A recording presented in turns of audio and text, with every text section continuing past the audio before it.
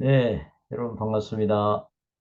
지난 강의에서 이슬람에 의한 기독교인 핍박 문제를 어떻게 할 것인가 하는 것을 로잔의 관점에서 조금 살펴보았습니다. 이번 시간에는 조금 더 근본적인 대책을 어떻게 하면 할 수 있을 것인가 하는 것을 좀 살펴보도록 하겠습니다. 어, 그 근본적인 대책 첫 번째는 이슬람 사회를 향한 서구 사회의 반성과 도움이라고 적어봤습니다. 자, 어, 앞에서 언급한 대로 이슬람 사회에 테러가 발생하는 주요 원인 중에 하나는 서구에 대한 적개심이라고 했죠. 이 서구에 대한 적개심의 일부가 서구의 종교로 인식되는 그 기독교를 믿는 자들에게 나타나는 것이다. 이렇게 말할 수 있습니다. 이슬람 국가들은 식민 통치와 이스라엘의 건국 등의 시간 속에서 많은 억압과 착취를 당해온 것이 사실입니다. 따라서 중동 지역의 무슬림들은 자기들이 겪고 있는 문제의 원인이 상당 부분 서구 때문이다. 이런 사고를 지니고 있고요. 그러다 보니까 서구에 대한 분노를 가지고 있습니다. 그래서 이슬람에 의한 기독교인들 핍박, 이 문제를 해결하기 위한 첫 번째 단추는 기독교가 서구 국제사회를 설득해서 이슬람권을 향한 서구의 잘못된 과거를 반성하고 그것을 또 표현하고 이슬람권의 정치 경제적 발전을 위해서 지속적으로 도움을 주는 것이 필요할 것입니다. 이슬람이 정치적으로 경제적으로 발전하지 못하고 후진국으로 있을수록 아무래도 테러가 더 많이 일어날 가능성이 많죠. 근데 경제가 성장되고 또 학문이 발달되고 사람들의 인식이 바뀌어지게 되면 아무래도 이런 그 원리주의자들 또 테러리스트들이 발붙일 공간이 더 줄어들 것입니다. 그래서 이슬람 지역이 경제적으로 성장하고 정치적으로 민주화된다면 기독교인들을 향한 테러와 핍박이 일정 부분 감소될 수 있다. 이렇게 봅니다. 또 이슬람 국가들이 민주화가 되게 되면 아무래도 독재가 끝나게 되고 그렇게 되면 에, 이슬람교만을 일방적으로 편애하는 이런 모습들도 아무래도 감소되지 않겠습니까? 그러다 보면 원리주의자들이 발붙일 공간이 갈수록 줄어들겠죠. 네, 그러면서 테러 문제가 해결될 것이라고 봅니다. 두 번째는 테러에 대한 의식 교정 교육 및 계몽이 꼭 필요합니다. 이슬람 테러 원인에 대해서 정의길이라고 하는 분은 이런 얘기를 했습니다. 화해할 수 없는 세계관의 차이가 오늘날 이슬람권 분쟁의 배경이다. 이렇게 설명을 합니다. 그러니까 세계관 자체가 굉장히 아주 극명하게 다르다는 것이죠. 이슬람 세계관에서는 전 세계를 전쟁의 집과 평화의 집으로 나눕니다. 다르 알 살람, 다르 알 할. 즉, 이슬람화가 안 된 곳은 아직 전쟁의 집이라고 보는 것입니다. 이슬람화가 된 곳은 평화의 집이라고 보는 것이죠.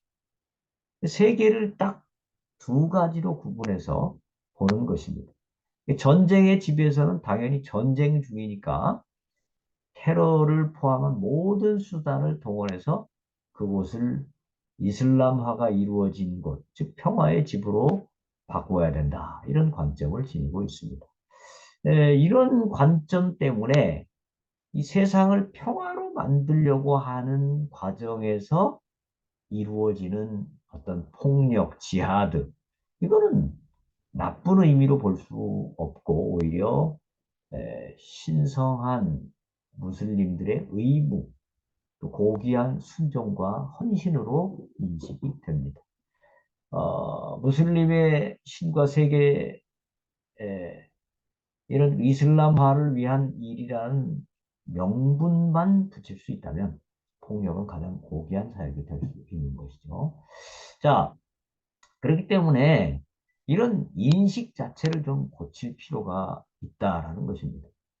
이슬람권의 현지 기독교인들을 향한 박해를 줄이기 위해서는 폭력이 왜 문제인지, 이 폭력을 왜 그쳐야 되는지, 이런 의식 자체를 바꾸는 작업을 하는 것이 매우 중요합니다. 꾸란에서 세계 이슬람화를 위한 지하드를 명한 것은 1400년 전에, 그때는 뭐 전쟁으로 종교의 영역을 확장하는 것이 어떻게 보면 가장 효율적인 시대였지 않습니까? 그런 때는 그 계명이 일정 부분 나름대로 합리성과 설득력을 가지지만, 이런 그 1400년 전에 모든 것을 전쟁으로 해결하는 그런 시대와 달리 오늘날은 민주화가 되었고 각 국가가 독립되고 모든 종교를 다 인정하는 이런 상황에서 이 1400년 전의 생각을 그대로 적용한다고 하는 것은 결국 모두를 불행하게 만드는 것이 될 수밖에 없습니다. 무슬림이 다수인 국가들은 이런 사항을 국민들에게 어린 시절부터 잘 가르치고 계몽하는 것이 필요할 것입니다. 물론 이게 쉽지 않겠죠? 원리주의자들이 가만히 안 있겠죠? 또 국가 지도자들 중에도 이슬람 신앙이 강한 사람들은 이런 걸 망설일 것입니다. 그러나 이슬람 국가들은 아도니스가 지적한 대로 문화 전체에 대한 새로운 해석과 역사에 대한 새로운 해석이 필요한 상황입니다. 과거의 것을 간직하는 것이 아니라 이 무슬림들을 과거와 그 기억에서 해방시키는 것이 중요합니다. 과거도 물론 과거의 좋은 것들은 간직하고 기억해야 되죠. 그러나 남을 강제하고 남을 죽이고 이런 그 지하들을 행함으로써 이슬람을 확장해 가려고 하는 이런 것, 이건 결코 좋은 것이 아니고 본인들도 불행하고 다른 사람들도 불행하게 만드는 그런 일일 것입니다. 이건 1400년 전에나 가능한 일이죠. 오늘 같은 상황에서 가능한 일이 아닐 것입니다. 그래서 서구 사회도 이슬람 다수 국가가 이런 교육과 계몽을 할 수 있도록 외교적 차원에서 한쪽으로는 유도하고 한쪽으로는 또 압박하고 이런 그 다양한 방안을 생각해내고 또 실천해야 될 것입니다. 세 번째는 테러에 대한 실제적인 억제책을 실천할 필요가 있겠다 이렇게 봅니다. 앞에서도 언급했듯이 무슬림이 다수인 국가들에서는 알라를 위한다는 명분만 있으면 폭력이 얼마든지 긍정적으로 수용되는 분위기가 있습니다. 이러한 분위기 속에서 과격한 원리주의자들은 과격하고 잔인한 테러를 할수록 이게 언론에 많이 보도가 되고 그러면서 전 세계로부터 쇄도하는 지원금을 받게 됩니다. 그러니까 전 세계에 있는 아주 신심이 강한 무슬림들은 이 막 원리주의자들이 막 테러를 감행할수록 자기들은 직접 못하지만 알라를 위해서 저런 일을 하는 사람들을 우리가 도와야 되겠다 이런 마음이 드는 것입니다. 그래서 막 성금을 보내는 것입니다. 원리주의자들이 자국 내에 있는 기독교인들을 향해 잔인한 학살과 테러를 자행하는 것 역시 뭔가 성금을 노리는 또 전 세계로부터의 후원을 노리는 이런 부분도 있다라는 것입니다. 또 온갖 무슬림들 역시 자기의 이익을 위해 소수자인 기독교인들을 향해 폭력을 행하기도 합니다. 아까 앞에서 말씀드렸죠. 파키스탄 같은 경우에 어, 기독교인들 향해서 신성모독이라는 죄를 뒤집어 씌우고 그들이 가지고 있는 재산을 막 빼앗는 그런 경우가 많이 있다는 것입니다. 근데 이런 문제는 이러한 폭력이 행해져도 그에 대한 처벌이 적절히 이루어지지 않는다는 것입니다. 물론 이슬람 국가의 공권력은 나름대로 이러한 폭력에 대처하고 폭력을 근절하기 위해서 노력하죠. 그러나 이 공권력의 집행자들 역시 대부분 무슬림들이기 때문에 소수 기독교인들을 향한 폭력에 대한 문제의식이 좀 약한 경우가 많습니다. 저들은 기본적으로 이슬람 편이기 때문에 기독교인들을 향한 테러에 관한 법 해석과 법 시행에 있어서 다소 미온적인 경향이 있습니다. 즉 소수 기독교인들을 향한 폭력을 행한 자들이 받는 처벌이 너무 약하거나 거의 없는 상황, 이런 것들은 결국 폭력을 자꾸 부추기게 되죠. 이런 상황에서 이슬람 국가들이 스스로 폭력 해결을 위한 법의 해석과 시행을 개선하기를 기대하는 것은 아마 상당히 많은 시간을 요구할 것입니다. 따라서 비이슬람권의 자유문명 국가들은 테러, 이슬람 국가들의 테러 방지를 위한 공정한 법 집행을 시행하도록 자꾸 압력을 놓고 분위기를 만들어 가야 할 것입니다. 유엔 등의 국제 무대를 통해 폭력에 대한 실질적이고 확실한 처벌이 시행되도록 적절한 설득과 압력을 가해야 할 것입니다. 또 테러에 대해서는 확실한 응징을 함으로써 테러나 폭력을 수행하는 것이 결코 쉽게 결과를 얻을 수 없음을 분명하게 인식시킬 수 있도록 모든 수단을 강구해야 할 것입니다. 폭력으로 목적을 달성하려는 세력의 무력화에는 결국 전 세계가 협력하는 것이 필요합니다. 폭력에 대한 응징의 부재가 더 많은 테러를 양산하는 배경이 될 수 있다라는 사실을 우리가 기억하고 전 세계 기독교인들이 협력해서 이거를 근본적으로 없앨 수 있는 어떤 강력한 대응책, 강력한 어떤 어, 응징 이런 것들이 때로 필요하지 않나 이렇게 봅니다. 네 번째는 기독교인들의 지속적 의사 표현과 언론의 협력 이게 중요합니다. 기독교인들이 받는 박해 문제를 해결하는 것 이거 정말 길고도 복잡한 과정을 요구하는 과제죠. 네, 기독교가 이걸 뭐 자체적으로 해결하기도 쉽지 않고 정부나 국제사회, 국제기구 등을 설득해야 되는데 또 이슬람 사회까지 설득해야 되는데 이게 보통 어려운 일이 아닙니다.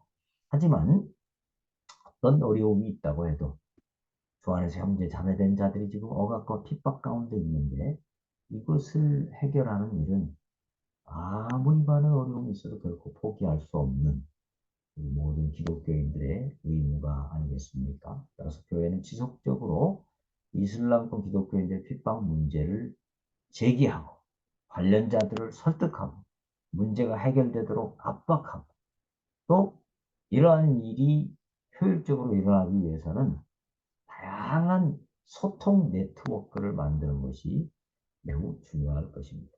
이 과정에서 특별히 이 언론의 역할이 굉장히 중요하죠. 김수환은 이 언론의 중요성에 대해서 이런 얘기를 했습니다. 언론은 프레임을 생산하고 유통한다. 그러니까 언론을 많이 보다 보면 우리 안에 어떤 특정한 프레임이 만들어진다라는 것이죠. 사람은 언론을 통해 세상의 정보를 취한다. 이 프레임을 접한 수용자들은 판단과 태도의 변화를 받으며 여론 형성과 정치적 의사 결정에 영향을 미친다. 그러니까 언론의 이 이슬람에 의한 폭력, 또 이슬람이 자국 내에 있는 기독교인들을 막 테러하고 음, 불행하게 만들고 박해하는 이런 모습들을 자꾸 보여주는 것. 이것만으로도 이거 세계 많은 나라들의 기독교인과 또 기독교인이 아니어도 비기독교인들이 이 문제를 우리가 좀 해결해야 되겠다. 이런 생각이 들도록 만들고 또 어떤 대안을 제시해 주는 것도 중요하겠죠. 바로 이 폭력에 대한 무슬림들의 잘못된 프레임을 바꿀 가장 중요한 방법이 하나가 바로 언론이 역할을 제대로 해주는 것입니다. 이슬람 젊은이들이 왜곡된 원리주의 세계관에 빠지지 않도록 언론이 계속 계몽을 해줘야 되고 서구를 무조건 사단이라고 생각하는 무슬림들에게 서구의 열린 자세와 합리성 이것을 갖는 것이 얼마나 유익한지 이런 것도 또 깨우쳐 주어야 되고요. 이슬람 사회 고통의 원인이 이슬람 사회 자체의 모순과 비합리성에도 있음을 계몽해 주어야 될 것입니다. 이런 작업을 통해서 이슬람 사회가 점차로 변해갈 때 기독교인에 대한 박해도 점차 줄어들 것입니다. 자, 이런 지금까지 말씀드렸던 것들이 참 시행되기 어려운 일이고 도착한 먼 길입니다. 그러나 우리는 어떤 대가를 지불하고도 하고라도 이 문제를 해결하기 위해서 노력해야 될 것입니다. 네, 여기까지 하도록 하겠습니다. 네, 여러분 수고하셨습니다.